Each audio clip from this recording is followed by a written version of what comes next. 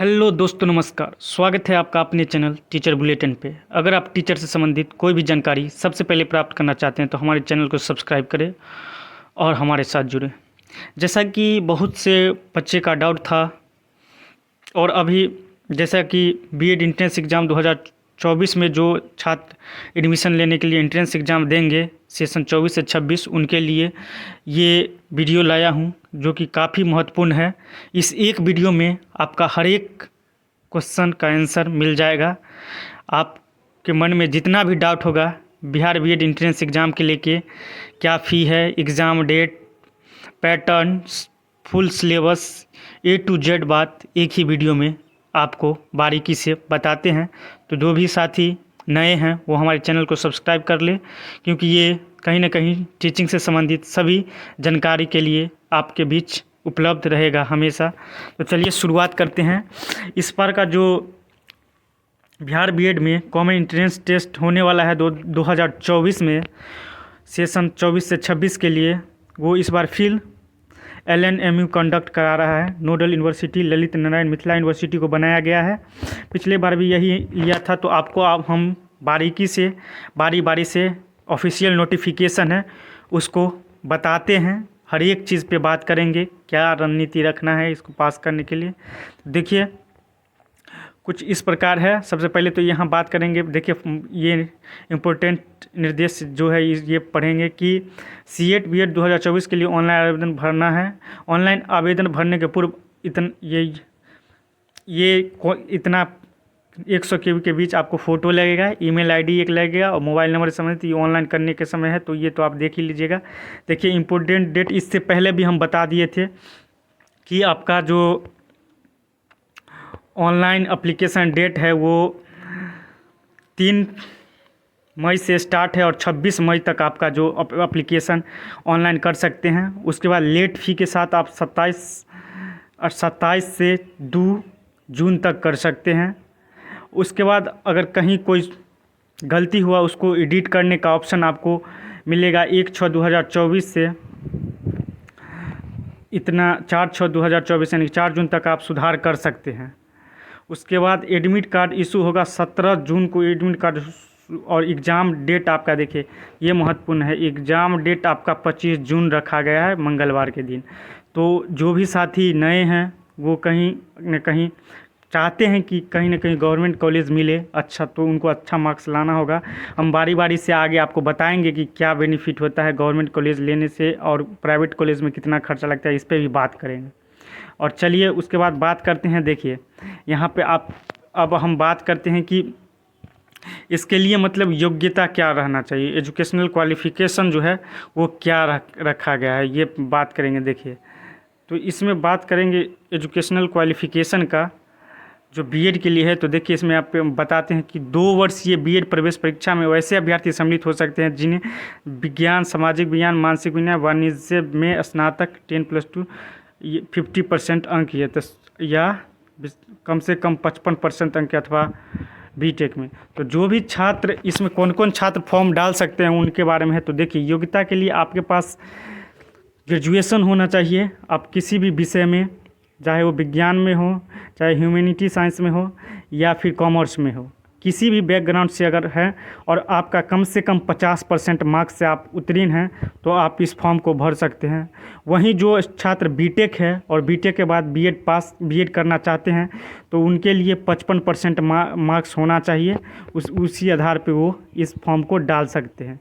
तो कुल मिलाकर आपको क्वालिफ़िकेशन समझ में आ गया है। मिनिमम कम से कम 50% आपके ग्रेजुएशन में होना चाहिए, तब आप इस फॉर्म को डाल सकते हैं। ठीक है, उसके बाद आइए बात करते हैं फिर आगे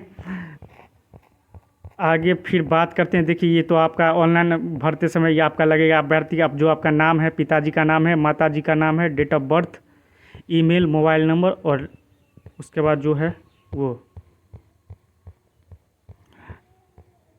उसके बाद मार्कशीट वगैरह, नंबर, ये सब तो कॉमन चीज़ है, ये सब जानते हैं।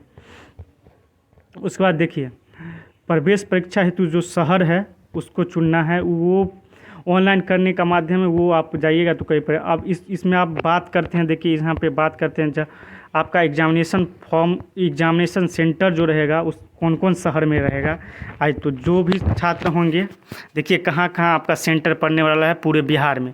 तो पहला तो आपका जो सेंटर कोड 1 है आरा में पड़ेगा, उसके बाद दूसरा है भागलपुर, सेंटर कोड 2 है। उसी प्रकार आगे है छपरा, दरभंगा चौथा, पाँचवा हो गया आपका गया, छठा हो गया आपका हाजीपुर, सातवां हो गया आपका मधेपुरा। उसी प्रकार आगे टोटल 11 सेंटर 11 शहरों में बनाया गया है।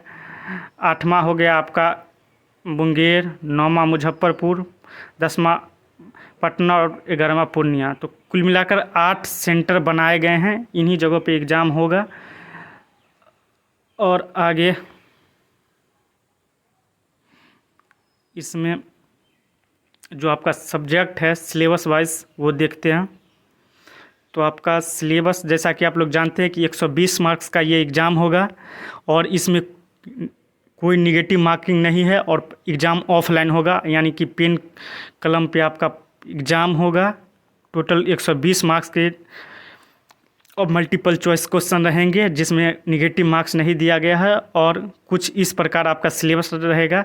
तो आइए अब विस्तार पूर्वक आपको बारीकी से सिलेबस बता रहे हैं, क्या क्या सिलेबस रहेगा। तो सिलेबस बता रहे हैं आपको, ये रहा सिलेबस, इस पे चर्चा करते हैं। ये देखिए, इसमें जो इंग्लिश है वो आपका रहेगा 15 मार्क्स का, और जिनको इंग्लिश के जगह पर शिक्षा छात्र दूसरा भाषा संस्कृत रखना है तो वो रख सकते हैं, या तो इंग्लिश 15 मार्क्स का होगा या फिर संस्कृत। तो ये हो गया 15 मार्क्स का, 15 मार्क्स का। उसके बाद हो गया जनरल हिंदी सबों के लिए 15 मार्क्स का, फिर रीजनिंग आपका 25 मार्क्स का, और उसके बाद जनरल अवेयरनेस में जीके जीएस दोनों हो जाएगा 40 मार्क्स का, और टीचिंग यानी कि टीचिंग लर्निंग इन्वायरमेंटलिनेस यानी कि टीचिंग से संबंधित जो होता है पेडागोजी उसको 25 मार्क्स। तो कुल मिलाकर 120 मार्क्स का आपका एग्जाम हो जाएगा। 15 15 30 30 20 50 55 55 55 95 95 25 120। तो कुल मिलाकर 120 मार्क्स का आपका एग्ज़ाम होगा, जिसमें से 15 मार्क्स का आपका इंग्लिश होगा या आप संस्कृत रख सकते हैं, 15 मार्क्स का हिंदी, उसके बाद रीजनिंग 25 मार्क्स का, जीके जीएस 40 मार्क्स का, और टीचिंग एप्टीट्यूड 25 मार्क्स का। इसमें मैथ नहीं पूछा जाता है, तो जो भी स्टूडेंट को लगता होगा कि मैथ कहीं ना कहीं उनका प्रॉब्लम हो सकता है तो इसमें मैथ नहीं पूछा जाता है, रीजनिंग कवर किया जाता है, और उसी में एक का दो मैथ रहता है तो इजी रहता है, वो एकदम रीजनिंग बेस पे रहता है, तो उतना कोई डाउट है नहीं। तो ये रहा आपका फुल सिलेबस।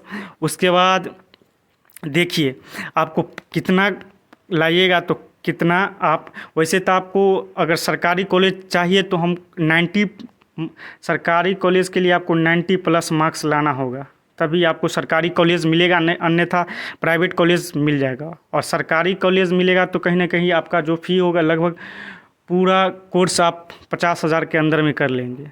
वहीं पे प्राइवेट कोर्स के लिए आपको 2 लाख रुपया तक लग सकता है। तो यहाँ तक आपने देख लिया। अब आगे ये है कि आप पास मार्क्स कितना अंक लाना होगा तब आपको पास माना जाएगा। तो इसमें ये है कि आप जो रिजर्व कैटेगरी से है उनके लिए 35%, यानी 120 का 35% हो गया आपका 42 मार्क्स। तो आपको 42 मार्क्स लाना होगा।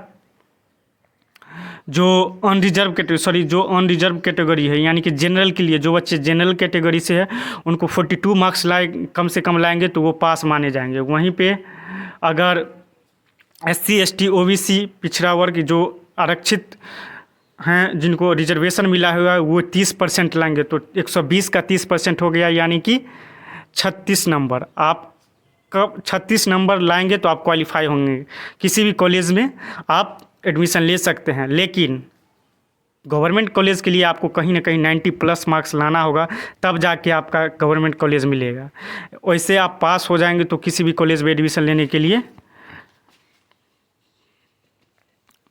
उसके बाद अगर आप देखें तो आगे ये है कि आपका जो फ़ी है एंट्रेंस फ़ी वो 1,000 रुपये है जनरल कैटेगरी के लिए, और जो SC ST OBC है ओबीसी के लिए 750 रुपये है और SC ST के लिए 500 रुपये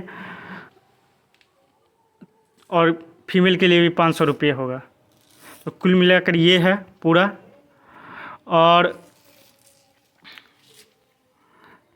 तो कुल मिलाकर यही इन्फॉर्मेशन है। आपका टोटल जो फ़ी है वो 1000 रुपये है जनरल वाले के लिए, ओबीसी वाले के लिए 750 रुपये और SC ST के लिए 500 रुपये।